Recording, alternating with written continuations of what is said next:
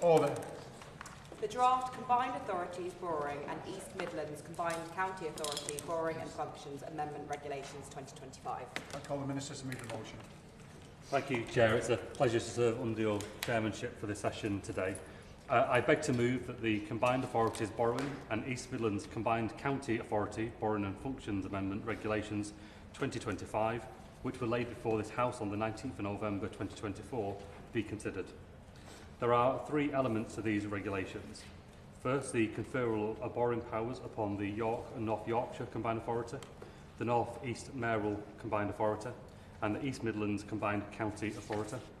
The conferral of general power competence for economic development and regeneration upon the East Midlands Combined County Authority, and the amending of certain parts of the East Midlands Combined County Authority Regulations 2024. I will come to each of these elements in terms, but put simply, these regulations, if approved, will extend the borrowing powers of York and North Yorkshire and the North East Combined Authorities to apply to all of their functions and to enable the East Midlands Combined County Authority to borrow against its functions. To confer upon the East Midlands Combined County Authority its constituent councils the general power of competence for economic development and regeneration, and to make to the East Midlands Combined County Authority Regulations 2024 to address the typographical errors and additional operational requirements which were identified after the 2024 regulations were made. If approved by the House and made, these regulations will implement a commitment made to the three authorities in their respective original devolution deals and matches the ambition of this government for English devolution, moving power out of Westminster and back to those who know the areas best. The extension and conferral of borrowing powers via these regulations is an important step towards empowering these authorities to invest in their local areas, giving mayors and local leaders the tools needed to stimulate their local economies and to drive growth. Presently, in line with primary legislation, the York and North Yorkshire Combined Authority is able to borrow in relation to its transport, police and fire functions, the North East Mayoral Combined Authority against its transport functions, and the East Midlands as a combined county authority is presently unable to borrow against any of its functions at all. These regulations will allow all three authorities to borrow against any of their functions, delivering on the commitments made in their respective devolution deals.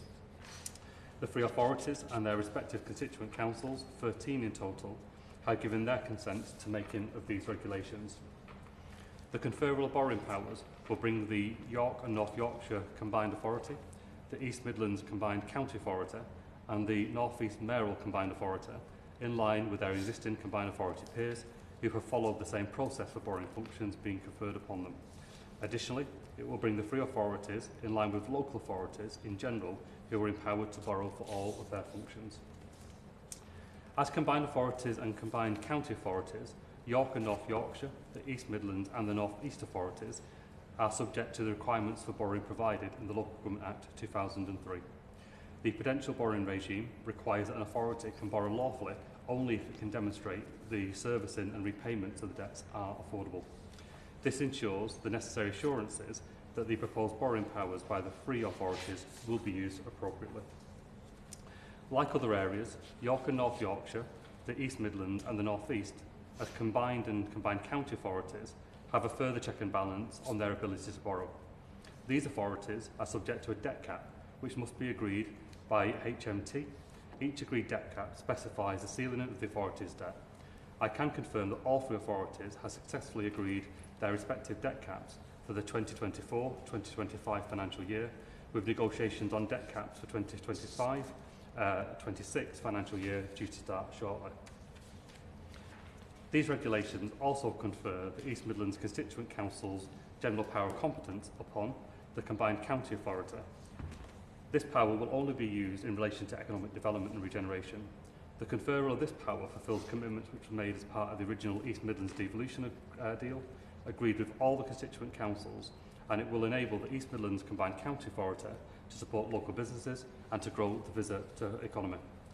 This was a fundamental element of the proposal submitted by the constituent councils, Derby City Council, Derbyshire County Council, Nottingham City Council and Nottinghamshire County Council to establish the East Midlands Combined County Authority.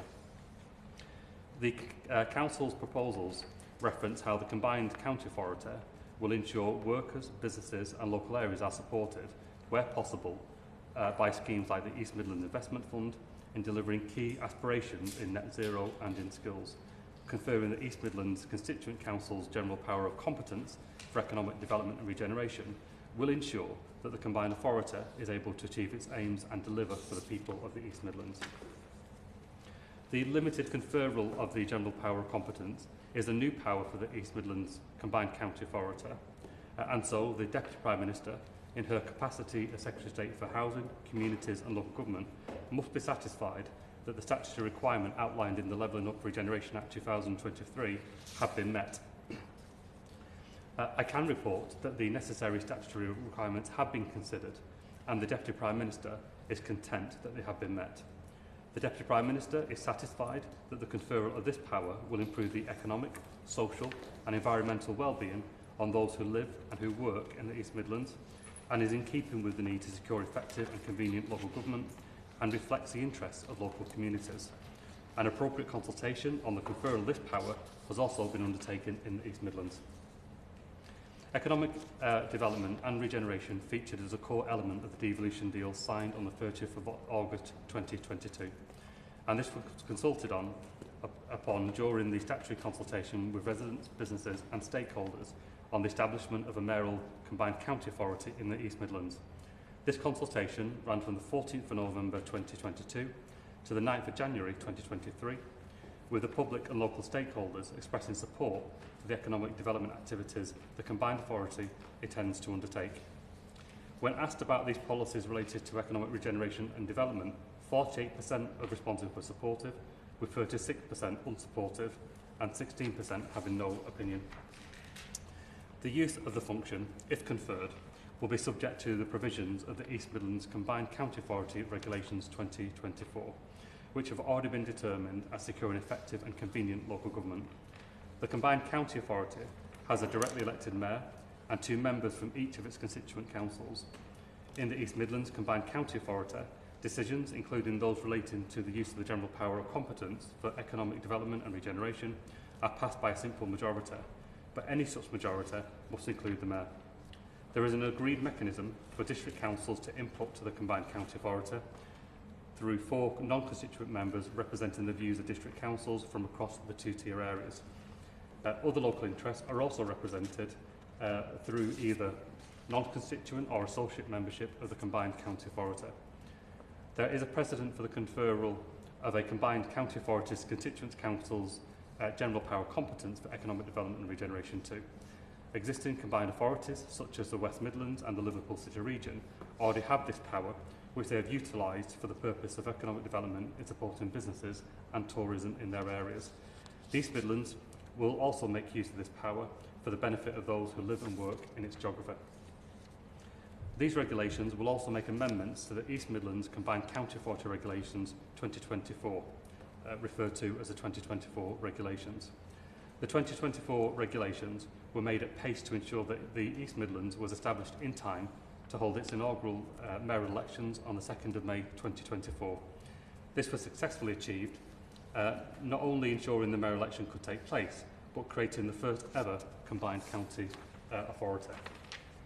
With the East Midlands Combined County Authority established, it has been possible to see how legislation works in practice, and in discussion with the East Midlands, certain amendments to the 2024 regulations have been identified, which are necessary to enable the East Midlands to operate effectively and in line with its devolution agreement as originally intended. The amendments to the 2024 regulations will enable non-constituent members to have voting rights in the East Midlands Combined County Authority committees, providing those non-constituent members have been granted voting rights by the East Midlands constituent members. To allow the Mayor of the East Midlands Combined County Authority to arrange for functions to be exercised by a committee of the Combined Authority, and to clarify voting arrangements by specifically outlining the mayoral budget, that the mayoral budget requires a 2/3 majority.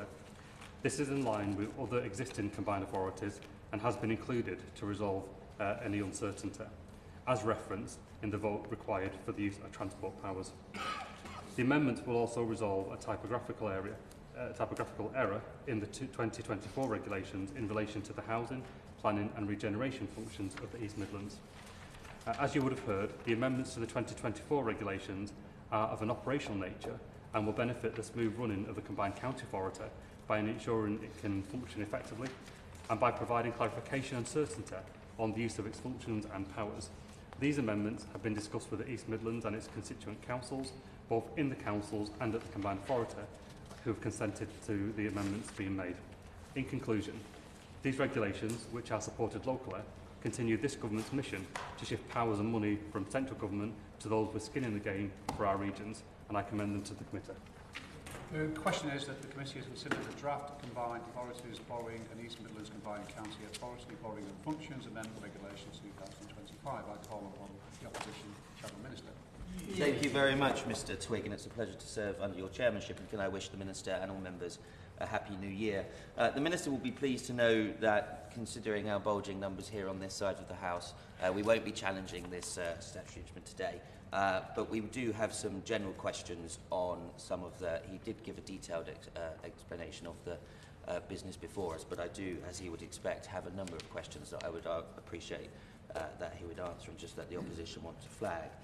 We understand completely the reason for this statutory instrument and for the need to enhance devolution in the existing combined authorities. But we also feel that we must stress the impact that excessive borrowing has on tax and council taxpayers. And I think it's important, as the Minister would expect me to note, that Conservative mayors have never raised the mayoral precept that they can impose, and we have either cut it or not put it in place at all, while Labour mayors like Sadiq Khan have increased it. However, we do welcome the fact that the Minister has outlined that the introduction of debt caps agreed with the Treasury. The Minister will expect me to ask, considering his announcement a couple of weeks ago on devolution plans, what plans and mechanisms the government have going forward to legislate with new authorities. Will they have to do legislation en masse, or will the Minister be expecting to come to the House with other statutory instruments like this following consultations and the establishment of new mayoral combined authorities? And what debt caps in future will feature? Will there be central MHCLG guidance on what would be acceptable debt caps and acceptable borrowing levels for combined authorities going forward? I also wonder if he could answer what the government will be doing to keep council tax down and ensure that the temptation to borrow more, particularly in the financial situation that we find ourselves in, does not lead to increased council tax or taxes on residents. And will the Minister urge this authority and other authorities going forward not only to behave responsibly, but urge caution on borrowing with the powers that will be given to new combined authorities? And as we move forward, will the Minister legislate to allow borrowing against all functions as he's outlined the changes and adaptations today?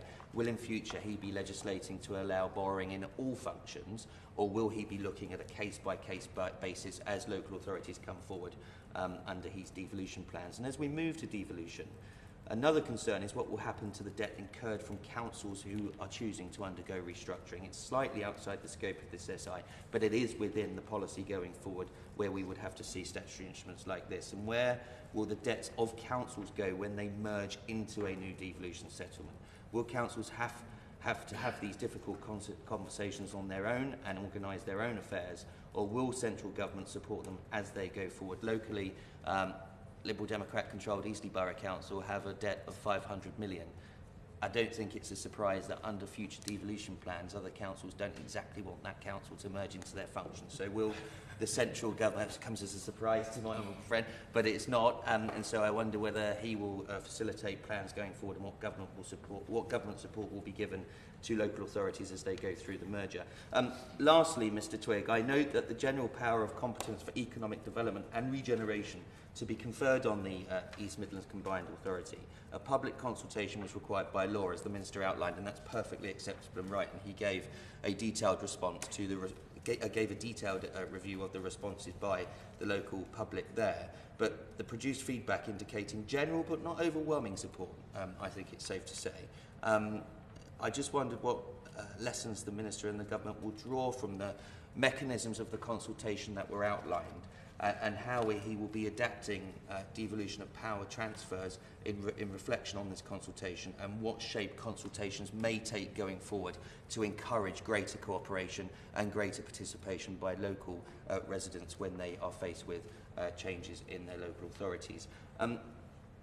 properly, lastly, Mr Twigg, I assure you, I hope that as we enter this phase of quite disruptive top-down restructuring, that the Minister will be able to outline some detail in the policy going forward, but particularly this morning on those specific questions that I have beyond the embryonic nature that we have at the moment. But overall, we support this mechanism. We do believe in devolution as an opposition and as a party set up by this party originally. And we look forward to seeing locally elected mayors deliver the powers and functions that this government want them to. Thank you, Mr Twigg. Minister. Thank you. Can I thank the Shadow Minister and in return wish him Happy New Year too. I think those were generally very positive comments, with the exception of the standard view of the Mayor of London, who obviously is doing a fantastic job at delivering the government's missions, and long may that continue.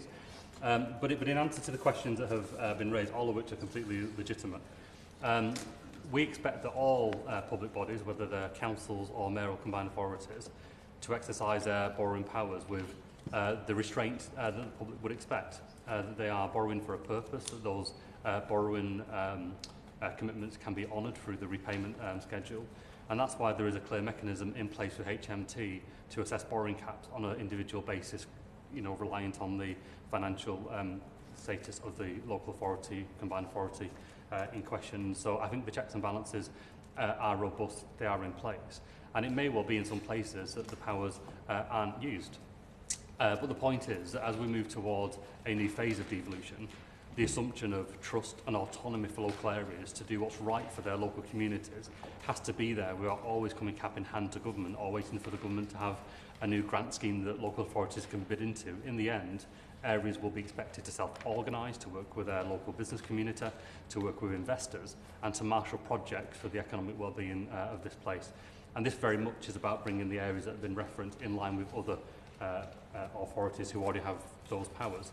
And where we've seen mayoral combined authorities in particular making a difference to economic growth, I mean, if you look at Greater Manchester, that's significantly outperforming large parts of the economy elsewhere in England, I would say that has been in large part because of the convening role of the mayor, the activity and the energy of the local authorities, but also importantly being able to team and ladle different elements of funding to make schemes stack up and bring them to markets that they can be achieved. And having that role in place, empowered with the legal powers required, is entirely what this is all about. I have a different view than the opposition on the use of a mayoral precept. And the reason for that is that every mayoral operation has a cost to it. Now, we want them to be slim, we want them to be efficient and nimble, and we can all agree on that. But the idea that some mayors have a cost to them and some don't is frankly ridiculous. Every mayoral combined authority has an operating cost, and the more that a mayoral combined authority does, the higher that cost will be, reflecting the activity that's been undertaken. And so there are two ways of meeting that cost. We either do it by having a levy or a charge on the local authorities that isn't particularly transparent, the public can't see, and the public don't even get to see on their council tax bills how much is being spent towards that function, so where's the democratic accountability? Or we shine a light on that, and so actually the public have a right to know how much mayoral combined authorities are costing. That should be transparent on the council tax bill, and the public, through the voting democratic process, will have the right to say whether they believe that money is being used to the best effect or not. Would the Minister give way on that point? I thank the Minister. I don't want to break the spirit of consensus this morning, but is the Minister, he's quite right that transparency is crucial to all local mayors and that the public must know how much the authorities cost. But why is it, therefore, that Labour mayors seem to be raising their precept much more than any Conservative mayor? Is he saying to the House this morning that Labour mayors are inefficient and their operations cost more than Tory mayors? Minister. Well, I don't want to say who's got the biggest number of mayors or the largest number of mayors, but I don't think he needs me to remind him that there's only one Conservative mayor in the whole country. And actually, and it is the smallest combined authority in the country, as he knows as well. So this isn't particularly about the rights and wrongs, and maybe we're best not to stray towards the finances in the Tees Valley, would be my suggestion. But as a point of principle, in terms of democratic accountability, taxpayers have a right to know which elected official is spending money on their behalf, and they have a right to be able to make a judgment about whether that money is being used for the best effect or not. And having that transparency is a very important part of this democratic and devolution project. And so I think I can understand why the opposition would want to make hay of a precept and refer to it as a new tax. I would say that the public are paying one way or the other, and far better that it's transparent in that. So I'll leave that there. In terms of references, and again, it's maybe straying a bit too far away from the SI, but we would reject entirely any suggestion that devolution or reorganisation is a top-down reorganisation. And the reason for that is because now, today, councils will be meeting across England to discuss whether or not they want to make their own submission ahead of the Friday deadline this week for local government reorganisation and or for devolution. And they will decide whether it's right for them. They'll decide who they want to work with, they'll decide whether they want reorganisation in some places and or with devolution with a mayoral combined authority. Some might decide they're not in a position where they are ready to take a mayoral combined authority, but they want to take the first step to a foundational agreement that begins them on that journey. That's not top-down.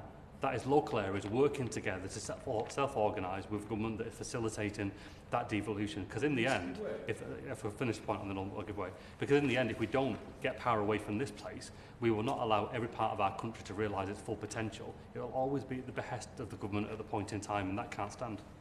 I'm quick as the Minister giving way, and I declare an interest as a Leicestershire MP coming to this deal. There's the East Midlands Combined County Authority has been set up. Leicestershire were looking at possibly joining it, have decided not to.